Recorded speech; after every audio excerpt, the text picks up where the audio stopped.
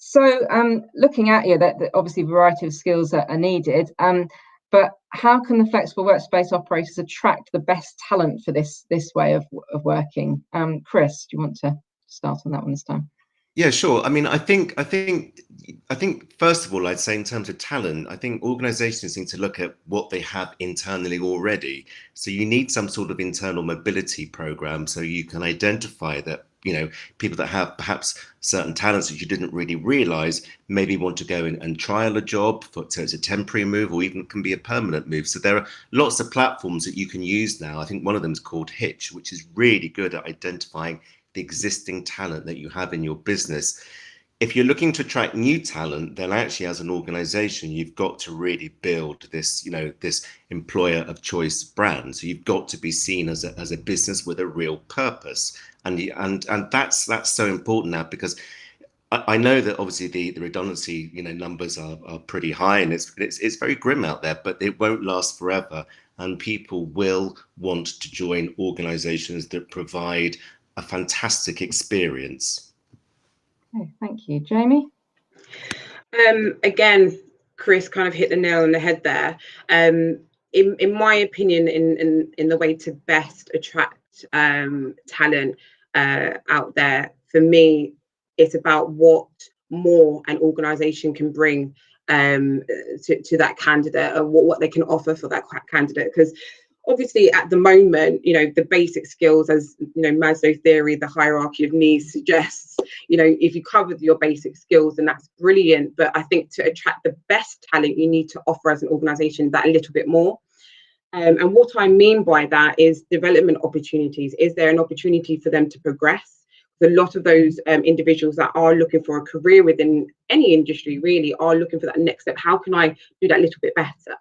Collaborative working approaches as well, I think is a really good thing to advertise and actually say, look, we work really well together. There's collaborative working approaches there. You have the ability to have the autonomy to create this role your own, is also something that I believe attracts the best candidate.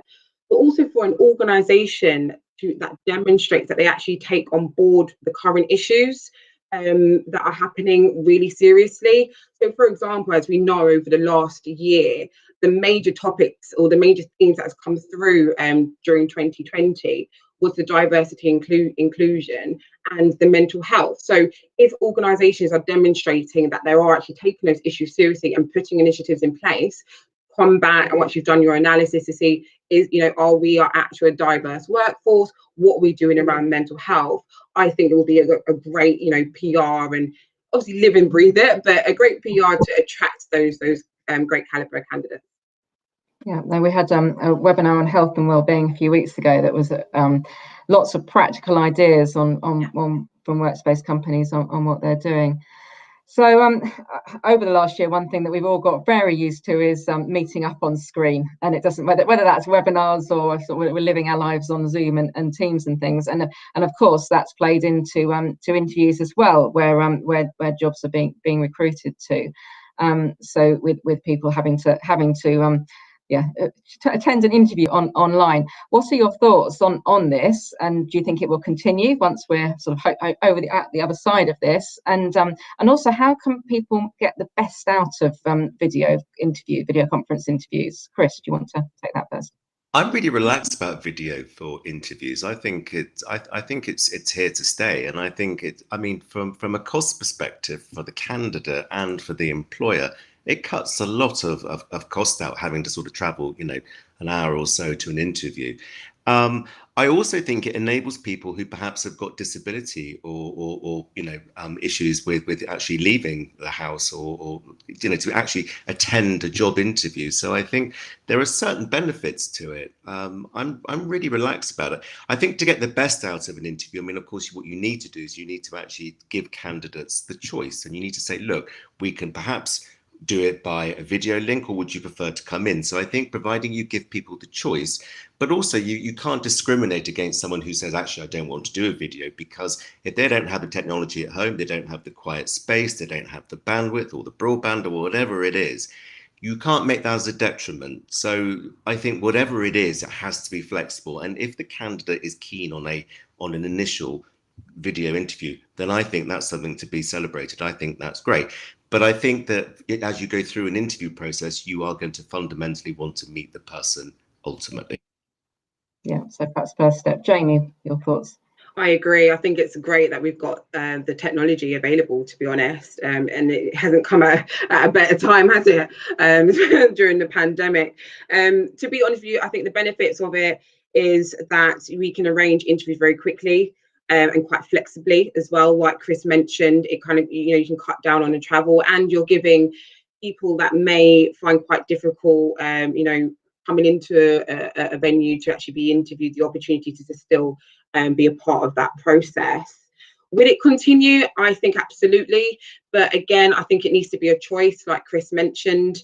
But I think it also, it can't just be, just on virtual interviewing. There needs to be, you might have the first stage virtual, but the second stage, you would want to actually meet them face to face.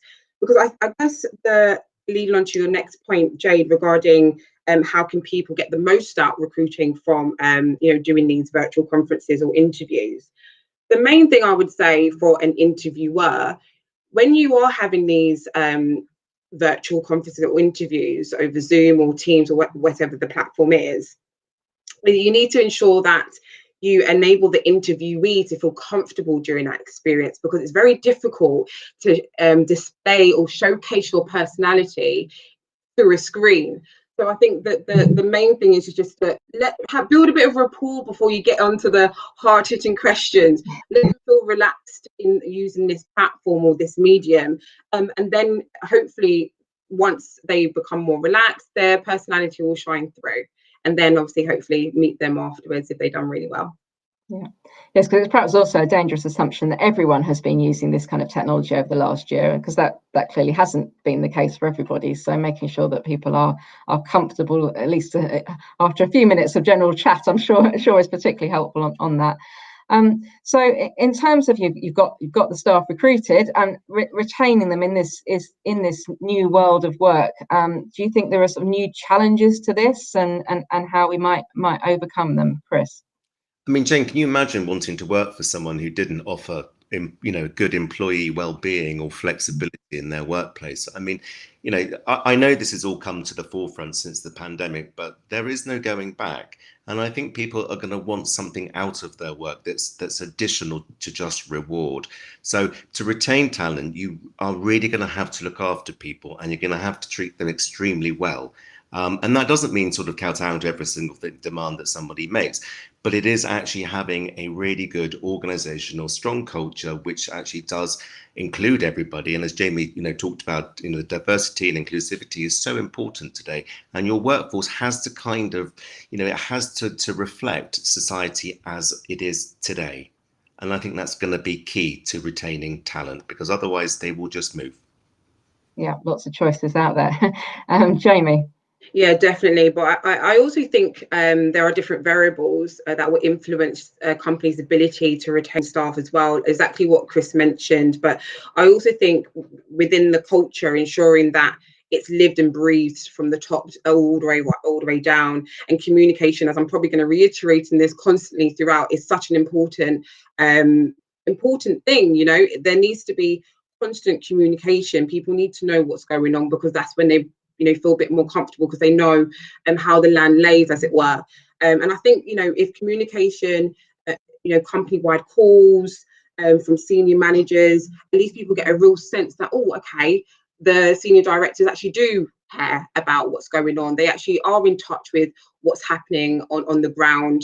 And then the line managers as well also needs to keep on top of their communication. So making sure that they're having, those real quality conversations very regularly as well. So not just, when it comes to their appraisal time, be having those weekly conversations to be able to address the current issues that we've got going on at the moment. Like we said, mental health is impacted. I'm sure absolutely everyone can say they've been, been touched by mental health in some way, shape or form, whether it's someone or yourself. So having, line managers being in touch with their member of staff, I believe, can actually contribute to retaining staff a lot better. Great, thank you. So the next question I've got was actually submitted by someone who is hopefully watching. It was someone who registered to attend. So they've asked, many organisations are embracing flexible hybrid working, but many roles in flexible workspace are tied to working in the office. Do you see this as changing for location staff in our industry? Jamie, do you want to take that first this time? It is a really, really good question, and it's something that organisations and themselves need to analyse, whether it can work within their company. But in my opinion, and from my experience being within a flexible workspace, we are client facing, you know, and although we're very similar to hospitality, but if you were to walk into a hotel and there was no one sitting on reception, for example, because they're working at home, it's not going to, you know, create the same appeal, is it? So it's in short, for us, it's all about engaging with our clients. Ultimately, they pay the rent. And they pay our bills. So I think it will be quite difficult to engage with our clients, or enabling them to have the confidence to say, okay, this organisation, although they've implemented a hybrid working system, for example, or you know, injected a lot of flexibility, are the levels of you know, the high levels of service, is that going to be maintained? And that's something that an organisation really will have to analyse and consider before they implement those working patterns. Although flexibility, you know, has been available for a very long time. You know, people will work part-time hours, which is, you know, brilliant as well. But again, it's about understanding, are they able to build rapport? Can that work for my organisation? Because a lot of the real quality conversations that people will have with their clients could be just at the coffee machine, could be a quick "how are you doing" when they're walking past reception, and it could be quite difficult to maintain that when, you know, they're working from home 1 day a week or something like that. I know in head office it can be completely different, and that's something that you might need to look at in regards to the structure, but the location level stuff, I think, may be a little bit difficult. Again, it's something that the organisation will really need to drill down, analyse and consider.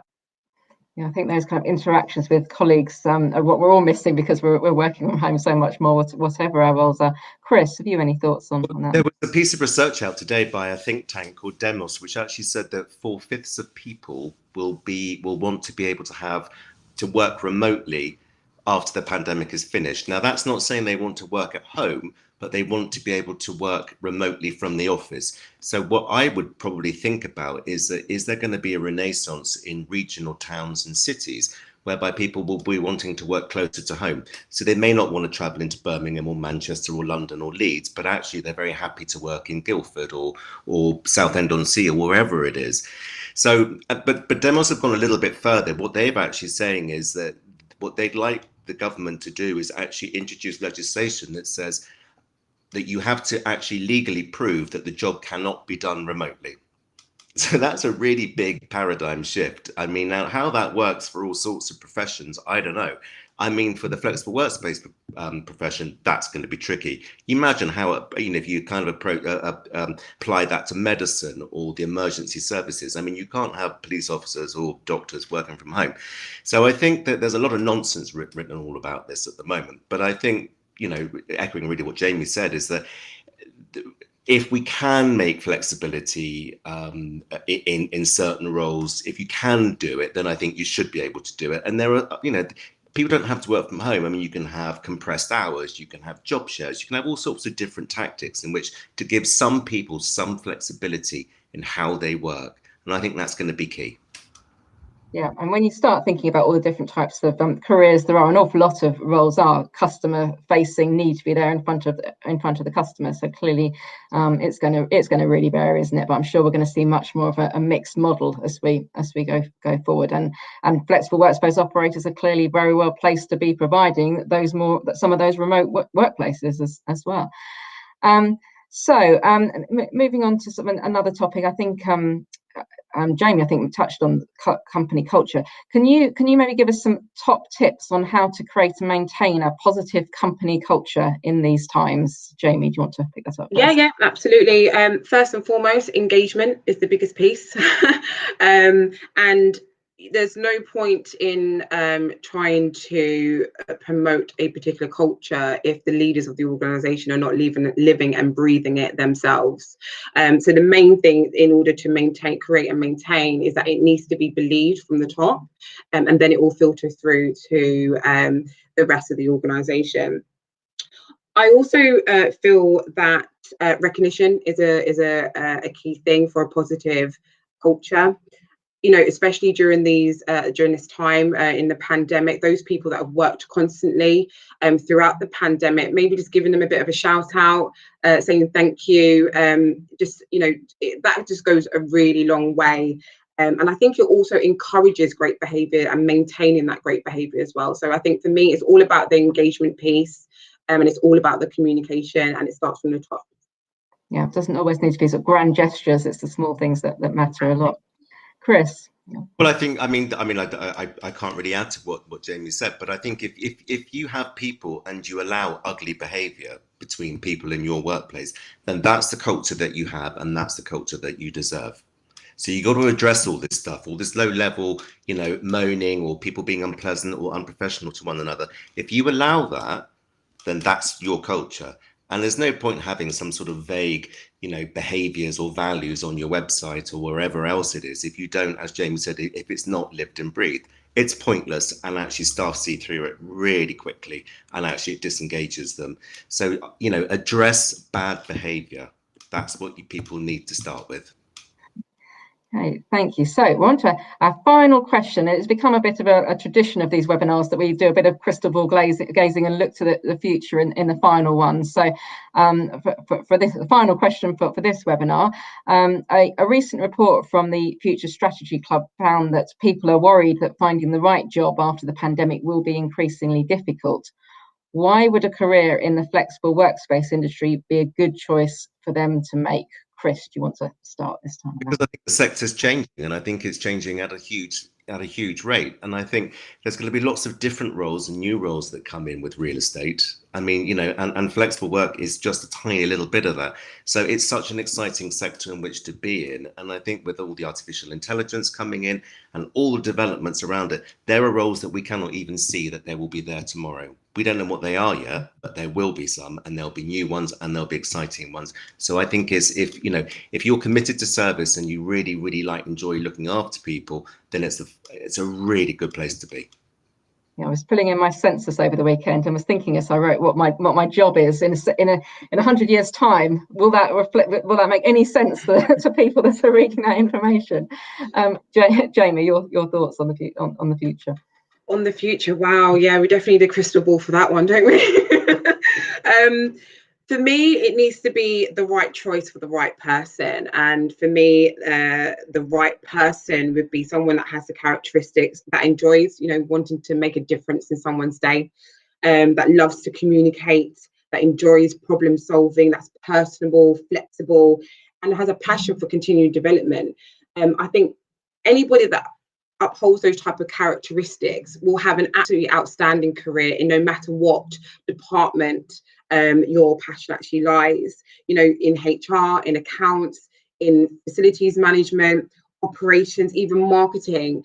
Those people that hold those characteristics, this is an absolute amazing industry to really get your teeth into and make it your own. Thank you. Well, that's a really, really good note to end on. So thank you very much, Chris and Jamie, and thank you to everyone who's been watching. We're working. We haven't got any firm dates or titles for our next webinars, but if anybody has any thoughts on things we could cover, do get in touch, and we will be publishing lists of future events in due course. So thank you very much. Have a good afternoon. Goodbye. Thank you. Bye, everyone.